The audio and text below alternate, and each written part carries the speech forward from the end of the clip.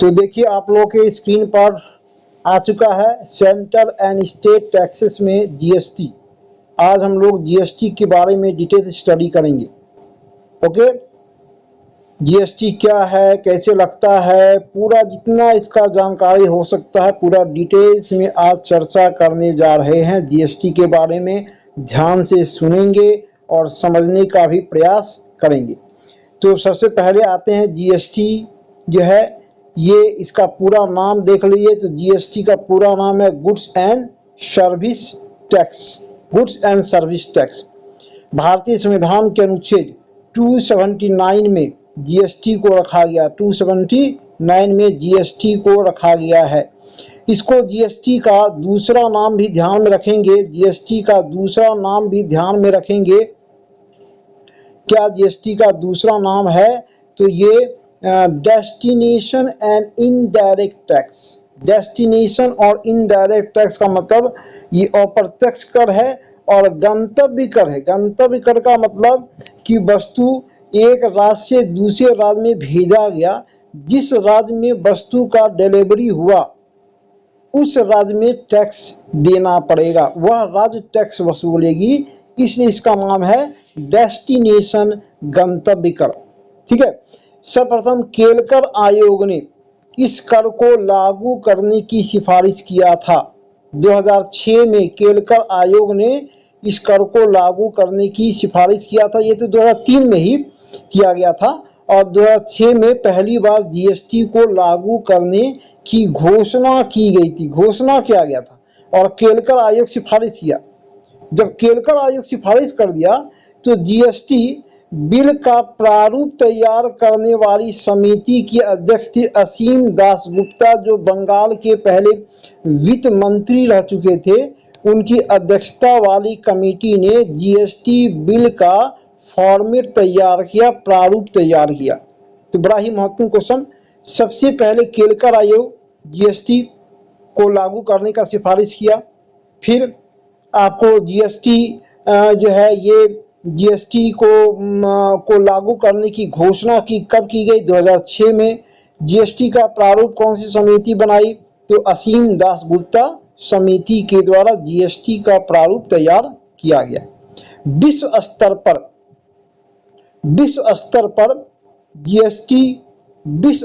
पर जीएसटी को लागू करने वाला पहला देश कौन था?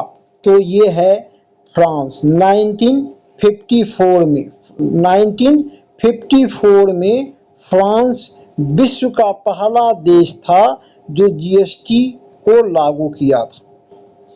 160 देशों में यह लागू है। भारत जो है, भारत के पहले 160 देश में जीएसटी लागू हो चुका है। भारत 161वां देश है इंडिया। 161वां देश है इंडिया, ये ध्यान में रखेंगे। सबसे पहले फ्रांस में जीएसटी लागू हुआ कब? 1954 में। ठीक है, 1954 में ये जीएसटी लागू हुआ था। क्लियर है? भारत में कब लागू किया गया? तो देखिए यहाँ पर लिखा हुआ है 1 जुलाई 2017। बहुत ही महत्वपूर्ण लाइन। 1 जुलाई 2017 को जीएसटी कानून को लागू किया गया था और चूंकि 1 जुलाई को लागू हुआ इसलिए हर एक साल 1 जुलाई को जीएसटी दिवस मनाया जाता है। 1 जुलाई को जीएसटी दिवस मनाया जाता है हर एक साल। कब लागू हुआ? 1 जुलाई 2017 को ये लागू हुआ था। असम देश का पहला राज्य था। असम देश का पहला राज्य था जो जीएसटी कानून को लागू किया था। ठीक है, असम देश का पहला राज्य। दूसरा, तेलंगाना देश का पहला राज्य था जो जीएसटी बिल को अपने विधानसभा में पारित करवाया था। तीसरा, जम्मू कश्मीर अंतिम राज्य है जहां जीएसटी कानून लागू हुआ था। 3 क्वेश्चन।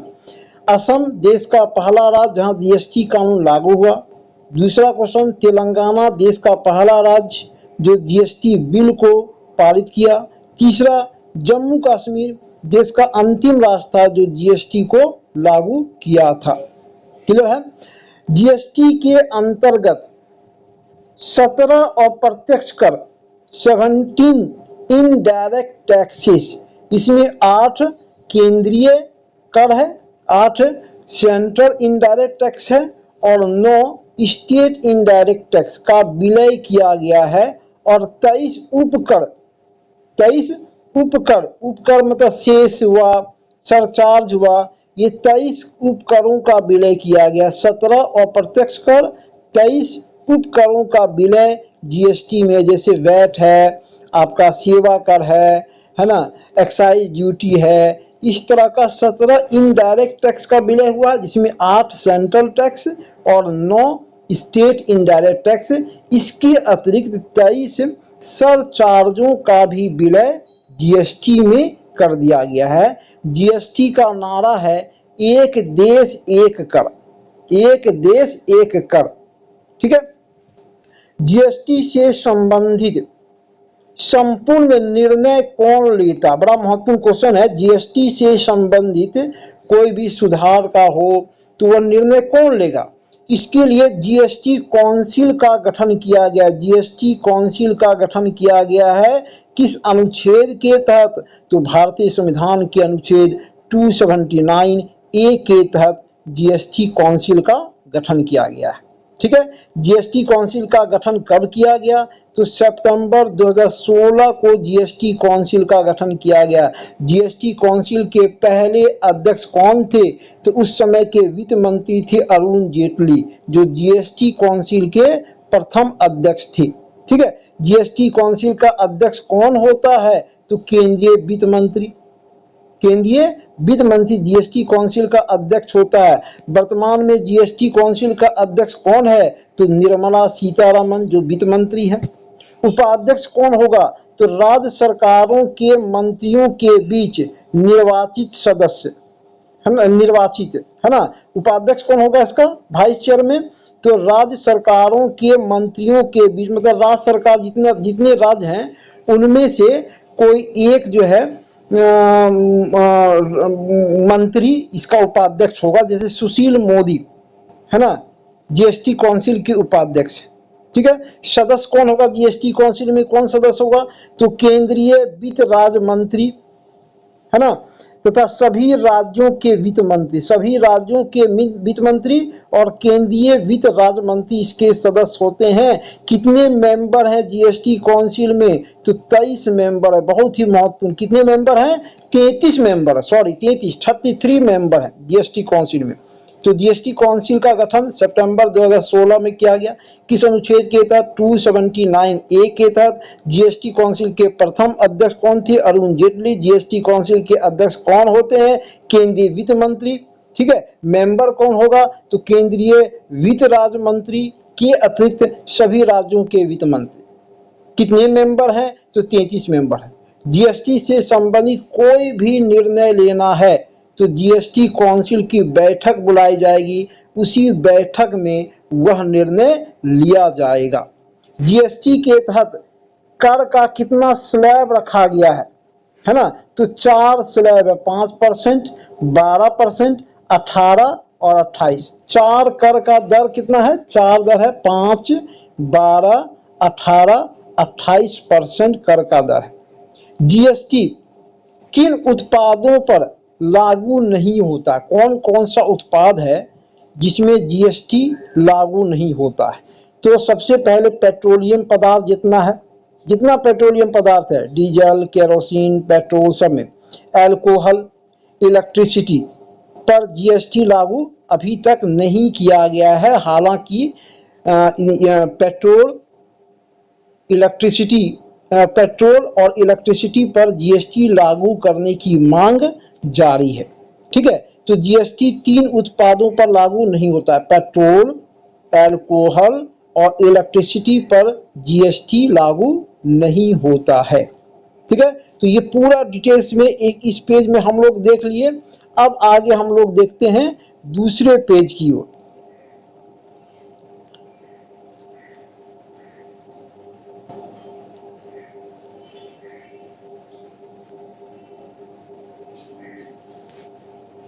आइए दूसरा पेज क्या है, दूसरा पेज है, दूसरे पेज में देखते हैं जीएसटी अप्रत्यक्ष एवं गंतव्य कर है। यहाँ फिर से हम एक बार चर्चा करते हैं। गंतव्य कर इसलिए इसको कहा गया कि इसमें किस राज्य को फायदा ज्यादा होगा। तो मान लिया जाए महाराष्ट्र से कोई माल, कोई वस्तु जो है वह बिहार आया, ठीक है, तो बिहार में जब आया तो बिहार सरकार इस पर टैक्स लेगी, है ना। तो वैसे राज्यों को जीएसटी के तहत ज्यादा फायदा होगा जहां पर की डिलीवरी ज्यादा होता हो, है ना। इसलिए इसको गंतव्य डेस्टिनेशन कर भी कहा जाता है। इसका मुख्यालय कहाँ है, तो इसका मुख्यालय नई दिल्ली में, दिल्ली में है। जीएसटी पंजीकरण जो किया जाता है, रजिस्ट्रेशन जो करवाया जाता है, उसमें कितना डिजिट होता है, जीएसटी रजिस्ट्रेशन नंबर में कितना डिजिट होता है, तो 15 डिजिट का रजिस्ट्रेशन नंबर होता है। जीएसटी रजिस्ट्रेशन नंबर 15 डिजिट का होता है। जीएसटी रजिस्ट्रेशन किनको करवाना होता है, किनके लिए, किन व्यवसायियों के लिए आवश्यक है, तो वैसे व्यवसायी जिनका कुल वार्षिक कारोबार 20 लाख से अधिक है, 20 लाख रुपए वार्षिक से अधिक का व्यवसाय करते हैं, उनको जीएसटी रजिस्ट्रेशन करवाना अनिवार्य होगा। कुछ विशेष राज्य जैसे सिक्किम, मिजोरम इत्यादि राज्यों में इसका सीमा 10 लाख रखा गया है, 10 लाख, है ना। दूसरे राज्य में 20 लाख का सीमा रखा गया है, ठीक है।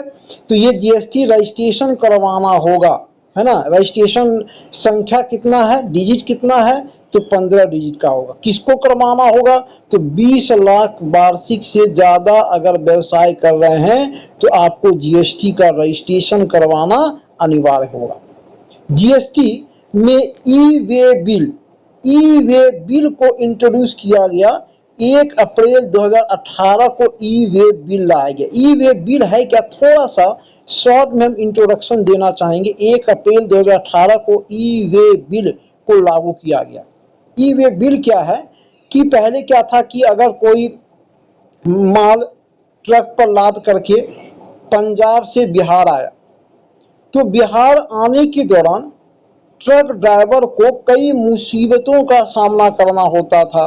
जैसे कि पंजाब से दिल्ली के बॉर्डर में प्रवेश किया तो वहाँ पर उसको परमिट दिखाना होगा, पुलिस के द्वारा पुलिस को कुछ दाना पानी देना होगा, फिर पंजाब से यूपी, है ना, वहाँ पर उसको कुछ पैसा खर्च होगा। इस तरह से कई जगहों पर ट्रक ड्राइवरों को परेशान किया जाता था, ठीक है। इसके लिए निदान ई वे बिल क्या है कि ई वे बिल पंजाब से ट्रक ड्राइवर चला तो वह ऑनलाइन तरीके से एक बिल को जनरेट करके रख लेगा। ई वे बिल, वह बिल जहाँ जहाँ वेरिफिकेशन चेकिंग होगा वह बिल अगर वह दिखा देगा तो उसको किसी भी प्रकार का चार्ज नहीं लगेगा और वह सुरक्षित पूर्वक बिना पुलिस को दाना पानी दिए हुए वह बिहार पहुंच गया। और दूसरा फायदा, ई वे बिल में एक चिप लगा होगा जो कि ट्रक कहाँ पर चल रही है ना, उसकी जानकारी वह देगा। एक प्रकार से एक चिप वह रहेगा कि ट्रक ड्राइवर कहाँ, किस राज्य में भी ट्रक ड्राइवर के द्वारा ट्रक चलाया जा रहा है, ट्रक कहाँ खड़ी है, उसकी पूरी जानकारी उस चिप के माध्यम से प्राप्त किया जा सकता है। ये ई वे बिल बहुत ही महत्वपूर्ण बिल है। 1 अप्रैल 2018 को ये लागू हुआ। जीएसटी भारत में किस देश के मॉडल पर आधारित है, तो कनाडा के मॉडल पर आधारित जीएसटी को इंडिया में लागू किया गया। बड़ा ही महत्वपूर्ण क्वेश्चन, ठीक है। जीएसटी के ब्रांड एम्बेसडर कौन हैं, तो श्री अमिताभ बच्चन जीएसटी के ब्रांड एम्बेसडर बनाए गए हैं। जीएसटी 3 प्रकार का होता है। कौन कौन सा प्रकार होता है जीएसटी का, तो पहला सीजीएसटी। सीजीएसटी का मतलब central goods and service tax. IGST integrated goods and service tax, ठीक है।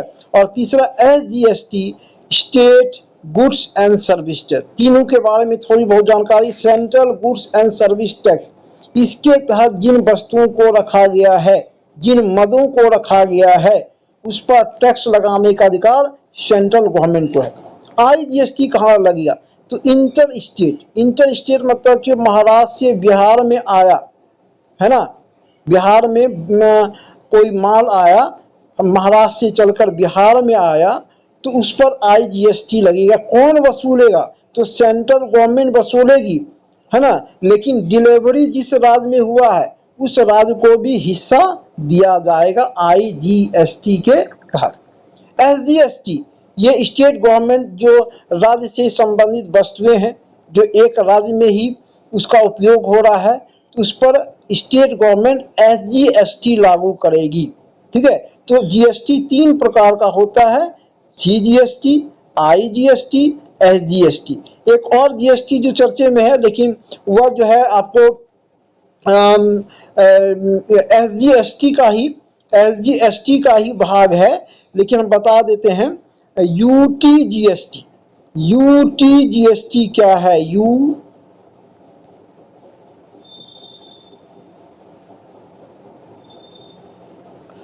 UTGST क्या है देख लेते हैं।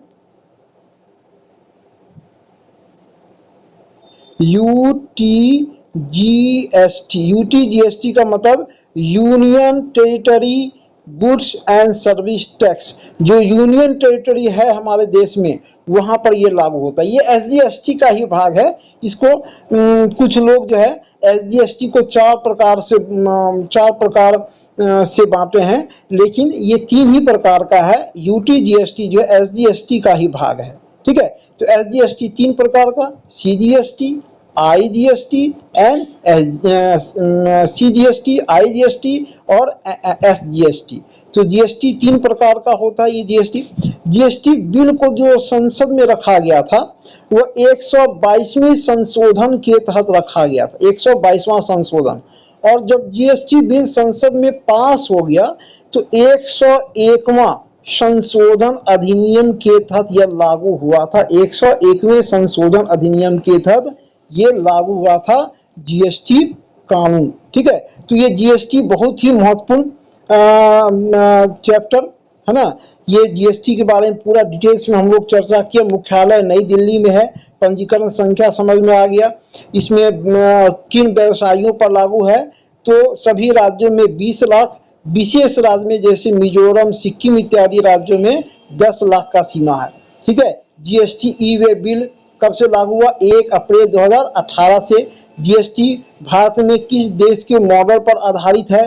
तो कनाडा के मॉडल पर आधारित है। GST के ब्रांड एम्बेसडर कौन है? तो श्री अमिताभ बच्चन। GST 3 प्रकार का है आपका, CGST, IGST, SGST, है ना। तो ये पूरा डिटेल्स में इसमें हम लोग चर्चा किए। उम्मीद है कि ये सबको समझ में आ गया होगा SGST के बारे में, है ना। SGST में ये ध्यान में रखना है, 17 GST में आपको 17 इनडायरेक्ट टैक्स और 23 उपकरों का विलय कर दिया गया है। पहले बहुत तरह का टैक्स लगता था, है ना, अलग अलग क्षेत्र में अलग अलग टैक्स लगता था। अब सब टैक्स का विलय कर दिया गया है। अब एकीकृत कर ही लगेगा, इसीलिए इस कर का दूसरा नाम है एक देश एक कर, है ना।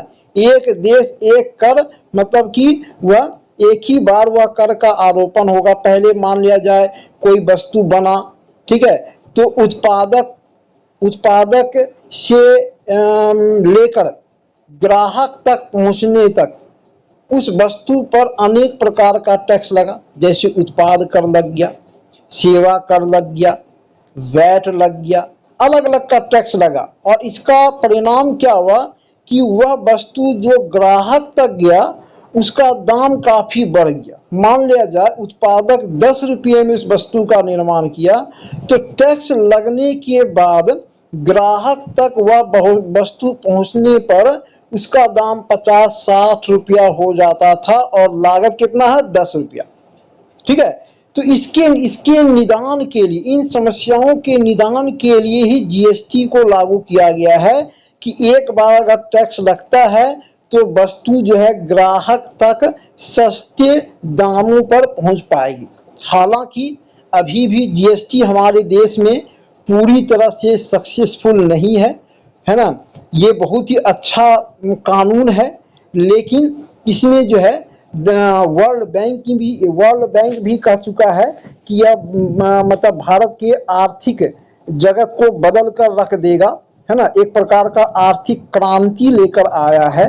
लेकिन इसमें थोड़ी बहुत जल्दबाजी की गई है ना, जीएसटी कानून को लागू करते समय थोड़ी बहुत जल्दबाजी की गई है ना, इसलिए बहुत सारे लोगों को यह कानून अभी तक समझ में नहीं आता है ना। एक सामान्य दुकानदार को समझ में नहीं आता है कि जीएसटी में कौन सा वस्तु 5 में होगा, कौन सा वस्तु 12 में होगा, कौन सा 18 में होगा, कौन सा 28 में। तो बहुत तरह का इसमें मतलब समस्या अभी भी विद्यमान है ना, और लगातार भारत सरकार के द्वारा जीएसटी काउंसिल के द्वारा इन समस्याओं के निदान के लिए कार्य किया जा रहा है, ताकि लोगों को, ग्राहकों को, व्यवसायियों को किसी प्रकार का समस्या ना होने पाए।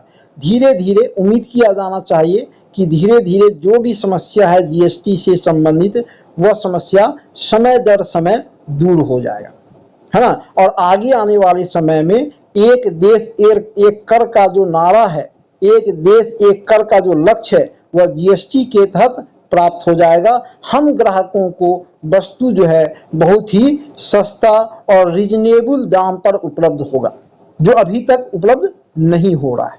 ठीक है, तो ये बहुत ही बेहतरीन कानून है टैक्स के संबंध में, जीएसटी, है ना।